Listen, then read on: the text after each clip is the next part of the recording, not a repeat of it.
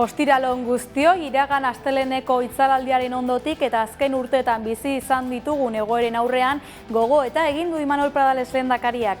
Eusko Jaurlaritzako lehendakariaren iritziz ezinbestekoa da segurtasun integrala indartzea itzalaldiari eta antzeko xokei aurre egiteko.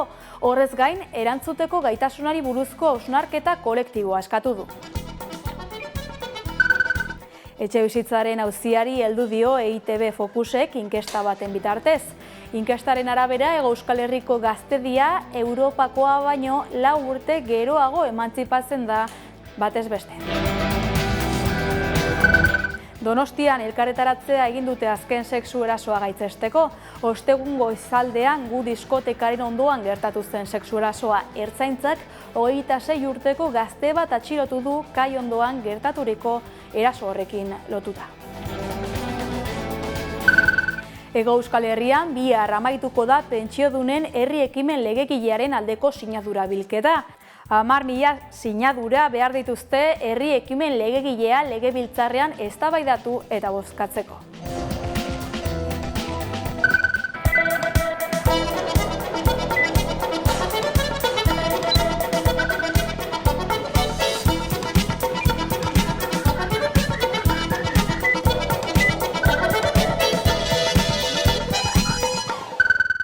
Albisteetan sakonduko gara orain, urtero lez sindikatuek aldarrikapenez bete zituzten Euskal Herriko kaleak atzo maiatzaren lehenean. Sindikatuek Euskal Herriko kaleak hartu dituzte maiatzaren lehenean. Elak eta labek soldatak hemen erabakitzea eskatu dute deialdi berezietan. Komisiones Obreras eta UGT elkarrekin mobilizatu dira eta lortutako eskubideak babesteko eta aurrera bidea berdintasuna eta demokrazia soziala lortzeko beharra azpimarratu dute. Elak gutxieneko soldata hemen erabaki lelopean ospatu du aurten langileen eguna. Mitxel Lakuntzak adierazi du sistema kapitalista batek bultzatzen dituen gerra eta militarismoari uko egiteko beharra dutela, horren aurka daudelako. Bestalde, labek ere Bilbon egin ditu ekitaldi nagusiak eta bertan mobilizatu da patronala esplotatzailea langileen alde hemen gutxieneko soldatak eta pentsioak erabaki lelopean. Bilboko ekitaldiaz gain labek mobilizazioak egin ditu Gasteizen, Donostian, Iruñean, Baionan, Tuteran eta Maulen ere. Mobilizazio horiekin sindikatua gutxieneko soldatak eta pentsioak hemen erabaki ahal izatea aldarrikatu du. Igor Arroyok erreferentzia egin dio urrats estrategiko bati. Gutxieneko pentsio eta gutxieneko soldata esartzea Euskal Herrian langile guztiei babesa emateko. Horrez gain, Euskal Herriko Kontseilu Sozialistak Europako estatuak berrarmatzearen aurka eta gerra imperialistari ez esateko eguna dela aldarrikatu du.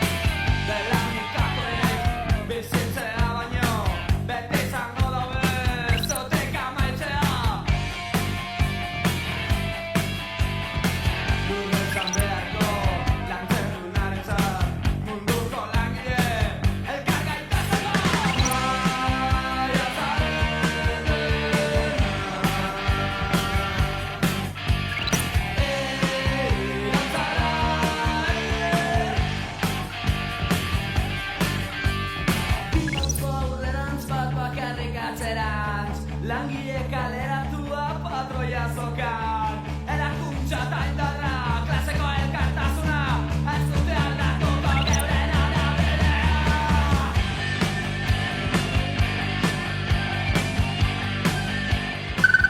Etorkizuneko ekintzei dagokionez, bidezko merkataritzaren kafearen eguna ospatuko da Gasteizen maiatzaren 8an.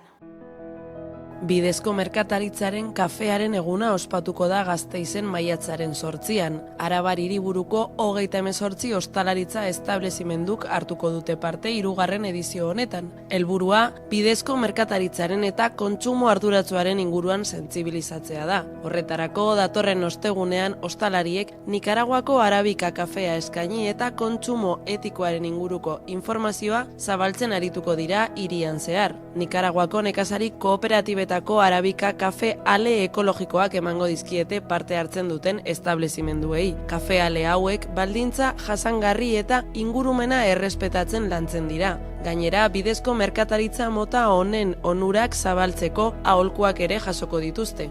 Era berean, kafea probatzen dutenek zozketa batean hartuko dute parte. Honen saria urte osorako kafe sorta bat izango da. Ana López de Uralde garapenerako lankidetza zinegotziak adierazi duenez, gerturatutakoek prezio justuagoak, lan baldintza duinak, genero berdintasuna eta ingurumenarekiko errespetua bermatuz prestatuko dute kafea. Maiatzaren 10ean ospatzen den bidezko merkataritzaren mundu egunaren harira antolatutako ekimena da hau. Zentzu sareak, Gasteizko udalak, Intermun Osfamek eta Zerso Zanbiatorrek bultzatuta hain zuzen. Gizarte etxeetako kafetegiak eta bizan sarekoek ere parte hartuko dute maiatzaren 8ean antolatutako ekimen honetan. Zunzundegiko auziari helduko diogu orain. Adi. Zunzundegik bere ateak ixtear ditu. Altsasuko autobus karrozeria likidazio fasean sartu da eta 350 bat langilek osatzen dute, enplegurik gabeko etorkizun hurbilari aurreginez. Aldi baterako lan erregulazioa apirilaren 30ean amaitu zen, inolako konponbiderik gabe. Albistea kolpelatza izan da langileentzat eta eskualdearentzat, bere enpresa emblematikoenetako bat galdu baitu. 50 milioi euroko zorrarekin eta erreskatea bere gain hartzeko prest dauden inbertitzailerik gabe, egoerak atzera ezina dirudi. Honaino nola iritsi diren ulertzeko, Gaizkao Artelab sindikatuko bozera mailarekin hitz egin dugu eta arazoaren jatorrira eraman gaitu. Ez oso atzera joango, zeti uste du garrantzitsua dela 2009 urtean gertatzen dena. 2009 urtean krisia dator Euskal Herrira eta Zunzundegin ere egun bat kaleratze planteatzen dira, langileak kalera ateratzen dira, eta ikusten momentu horretan lortzen da hemen Nafar gobernua sartzea. Enpresa honek beti izan du eta gaur egun ere dauka lankarga. Orduan bere garaian bazuen lankarga, autobusa ez zen errentagarria edo ez zuten errentagarri egiten, kudeaketa txarrarengatik eta hemen zeuden azpikontrata guztiengatik, eta erabaki zuen Nafar gobernuak bere gain hartzea enpresa eta zuzendaritza bat jarri zuen. Momentu horretan saiatu ziren zuzendaritzaren bitartez aurpegia garbitzen eta inbertsore bat bilatzen, ez zuten lortu eta 2013 urtean konkursoan sartzen da, orain bezala, eta garai horretan langileen esku eta orduko zuzendaritzaren esku uzten da enpresa. Baina zuzendaritzari 151aren parte hartzea ematen zaio eta langileei 149 inposatzen zaie. Langileei zor bat daukate orduan langileek eta erabakitzen da zor horren truke akzio batzuk ematea. Baina inongo erabaki eta eragite gaitasunik gabe. Orduan jartzen den zuzendaria Jose Ignacio Murillo da eta berak kudeatzen du enpresa orain arte. Enpresa krisi egoeran dago orduztik, enpresak modernizazio bat behar du, produkzio hori errentagarri egiteko, baina ez da lortzen. Guk behin eta berriz salatzen dugu kudeaketa hori ez dela egokia eta ez duela aurrera egiten enpresak, ere salatzen dugu zuzendaritzak soldata altuak dituela eta bere familia eta lagunak entxufatzen dituela hemen, eta modu horretan enpresa aurrera ateratzea oso zaila dela. 2015ean Aierdi Nafar gobernuan kontseilari zela inbertsio bat egiten da hemen, bertan Labek ere akordio bat egiten du beraiekin, eta momentu horretan 5 milioi euroko inbertsioa dago enpresa hau modernizatzeko. Eta orduan esaten zaigu, nolabait produkzioa modernizatu behar dela eta enpresa errentagarri egin daitekela. Lehenengo aldiz ikusten dugu, agian aldaketa bat ematen dela. Gero COVID-a etorri zen eta egoerak okerrera egiten du. Egia da, 2022-2023 inguru hortan Volvo busekin akordioa publiko egiten dela, sartzen zaigu 800 langileko enpresa bat sor daitekela hemen, lankarga dagoela guztiontzat, baina guk zalantzekin ikusten dugu notizia hori, genekielako enpresa honetan oraindik egiturazko arazoak zeudela, eta ez genuen sinisten hori egingarria zen. Azkenean gertatu da denok espero genuena, enpresak arazo horiek konpondu gabe eta inbertsio horiek egin gabe ezin zuela halako lanzamari aurre egin. Eta gaur egun konkursoan gaude, oraindik inbertsore baten esperoan, baina badirudi inbertsorearen aztarnaria ez daudela eta zaila izango dela. Enpresa likidazioan dago, langileak kalera joango dira eta ikusi behar aurrera begira badagoen bere industrializaziorik zonalde honetan edo enpresa honek bere produkzioa berrartu dezaken. Momentuz, enpresa itxi egingo da eta 350 langile kalean geratuko dira zonaldean suposatuko duen inpaktuarekin. Ordutik langileek ziurgabetasun eta betegabeko promesak bizi izan dituzte. Hala eta guztiz ere, langileek jarrera irmoa erakutsi dute. Hala azaldu du Uhartek. Bai, esan bezala, hemen langileek izan duten egoera ez da azken hilabetetakoa, ez? Daramagu 10 urte baino gehiago, murrizketekin, kaleratzeekin, normalean zu enpresa batera sartzen zarenean lanera, nahi duzuna da lanean hasi eta naiz eta prekarioki hasi lanean denborarekin hobetu, ez? Orduan hemen langileek sortu den zor horren paganoak izan dira, ez? Askotan esan da, zuzundegin diru publikoa sartu dela, baina guk ikusten duguna da diru publikoa sartu dela kontroli gabe, eta diru publiko hori itzuli egin izan dela, baina nola? Langileen eskubideen kontu, ez? Orduan iritsi denean prozesu hau langilea nekatuak zeuden urtetako egoera honen poderioz. Orduan langileak haserre eta ia etxita ere bai frustrazioarekin eta jendea nahi duena da argitu zein den panorama eta asko pentsatzen kalera joaten. Egia da, mobilizazioak egon direla, baina jendea egia esan zegoen frustrazioa handiarekin. Orain dela hilabete batzuk bazirudien etorkizuneko proiektu baten aurrean geundela, baina hori ere lertu denean jendea ere erabat etxita eta frustrazioarekin, ez. Egungo egoera bereziki zaila da langileentzat, horietako askok ibilbide luzea baitute enpresan. Gaur egun langileek egoera zalantzazkoa eta zaila bizi dute. Likidazioa berretsi baino lehen, enpresa salbatzeko azken saiakera bat izan zen. Belgikako Dumarei industria taldeak suntsudegi erosteko interesa erakutsi zuen. Tamalez, azkenean atzera egin zuen enpresak.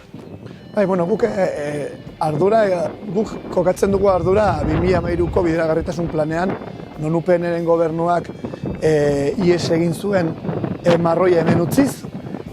Orduan a dedo zuzendaritza bat jarri zen, Jose Ignacio Murilloren zuzendaritza, eta horiek pilota aurrera bota zuten, pilota hori handiago egin da, eman behar zen transformazioa ez da egin, eta aukera hau sortu zenean Volvo busekin, enpresa hau ez zegoen prest aurrera ateratzeko, ez. Momentu horretan, beste egoera batean egongo bagina, agian beste gauza batetaz hitz egiten egongo ginateke. Ondoren, ze etorri den, gauza asko, ez. Baina ere, errudun ere egingo nuke, gobernu ezberdinek izan duten kontrol falta, ez. Eta hemen, sartu den dirua normalean aurrera ihes egiteko izan dela, eta sekula ez dela izan egiturazko aldaketak gauzatzeko. Orduan, kontrol falta hori, gestio txarra, eta diru hori eman izana, Nafar gobernua kanpoan egonda, ez da egokia izan, ez. Orduan, etorri direnak berandu etorri dira, eta ikusi behar orain, imaginazio nahikoa dagoen eta konpromiso nahikoa dagoen honi, beste bideragarritasun bat emateko, gu kontseiariarekin eta egon gara, hemen altxesun egon ziren duela 2 aste ere, eta gutak eguna, arakatzen ari direla alternatibak, inbersoren gauza ere albo batera ez dela utzi, eskualdeko eragileekin hizketan ari direla bere industrializazio bat emateko, eta ikusiko dugu horrek ze ematen duen, ez? Baina aurrera begira honek alternatiba bat behar du, eta ezin duguna utzi da, zonaldean pasatu den beste enpresa batzuekin bezala, hau almazen bat bilakatzea, edo logistika bat dako zentro bat, ez? Hemen nahi dugu lan esparru produktibo bat egotea, eta zerbait dagoen. Irurtzunen gertatu zen Inasarekin, alternatiba egon da, gaur egun enpresa ezberdinak daude lanean Inasa zegoen lekuan, eta hemen ere egon daitezke, ez? Beraz, Nafar gobernuak erronka bat du, inguruko eragile politiko eta instituzioek ere bai, eta hortik joan beharko du alternatiba, ez? Azken hilabetetan hainbat bilera egin dituzte enpresarekin, baina bakar batek ere ez du amaiera aldatzea lortu. Bai, atzegon zen bidea eta administrazio konkursalarekin, gehien bat kudeatzeko itxiera, esan nahi dut, kaleratzen espedientea dago, oraindik autobus batzuk bukatzeko, eta atzo, langileak kalera joango dira, oraingoz 40 langile nahi dituzte mantendu lanean dauden autobusa bukatzeko, konkretuki 9 autobus, Volvo egingo litzateke nomina hoien kargu, eta printzipioz izango litzateke finikitoa eta soldatetan egon daitezkeen zorrak ordaintzeko, eta gero ja indemnizazioa fogasak ordainduko luke, ez? Guztia luzatuko da maiatzaren 10 bitarte, baina maiatzaren 10ean ja jendea kalean egongo da, eta ja zorrak fogasak ordainduko ditu indemnizazioaren zorrak. Ez hori da dagoen plana, ez bada bitarte horretan beste zerbait agertzen. Likidazioak irauten duen bitartean, egon daiteke alternatiba zuzundegirako, eta ikusi behar. Azken batean, Zunzundegi enpresaren kasuak erakusten du benetako konponbiderik ezak eta huts egindako kudeaketak historia duen enpresa bat ixtea ekar dezakela.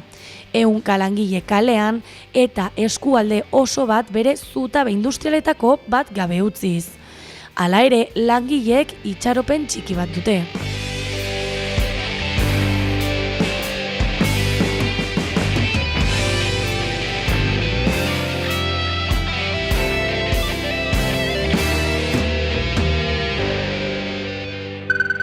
Kulturgintza alorrean ezin aipatu gabe utzi Maite zaitut herri omenaldia, bihar izango da arratsaldeko 5etan Barakaldoko Bizkaiarenan. Ez galdu. Eskuetan, bizitza eskuetan, eskuetan daude gure hitzak.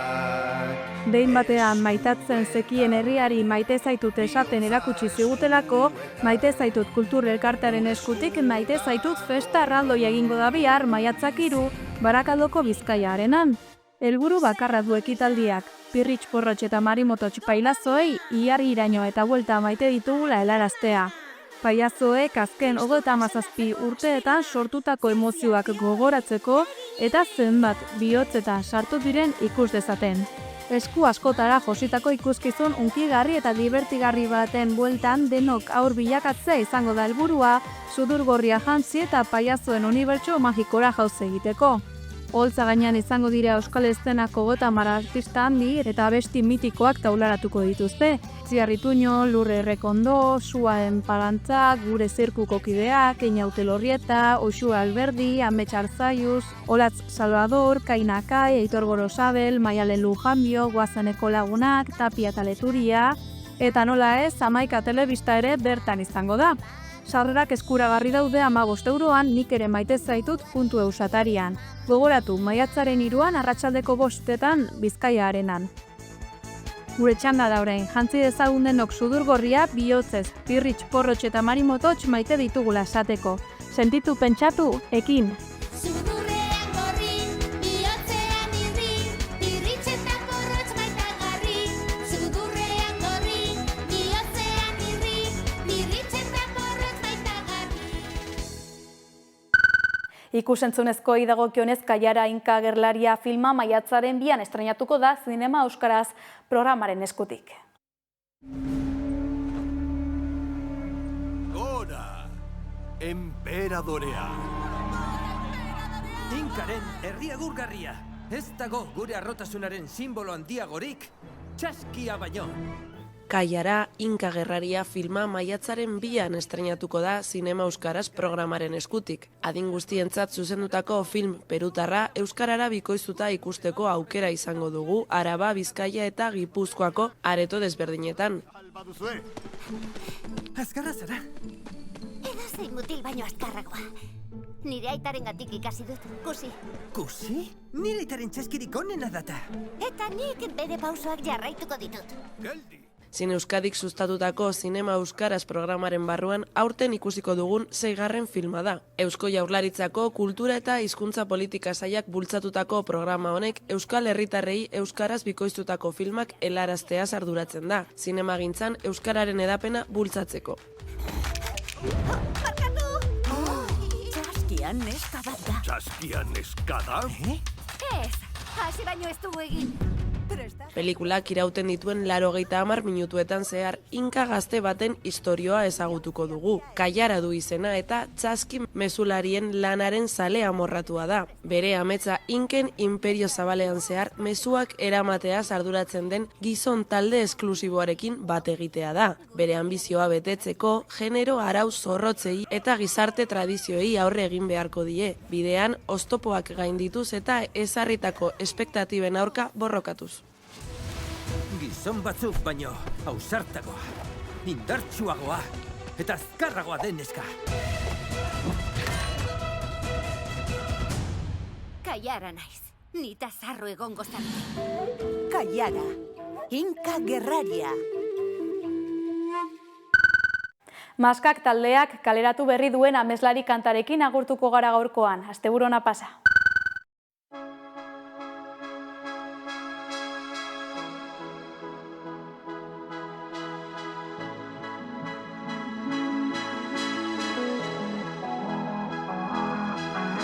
Zuaitzen artean galdurik begiradan bizi-biziri Iaik errepide dira aintzina noa, pausoz pauso Izarrek puntuz puntu osatzen dituzten marrazki eixo Ez digute erraiten zer izan behar dugun tazirez Ametslariek argibidean Baizik ez dutik erakusten Sinetsi nahi dugu Ez girerak gehiago Itoko bestien eranetan Dena berriz erakitzea Posible dela Paperezko igazkinekin egiten genuen bezala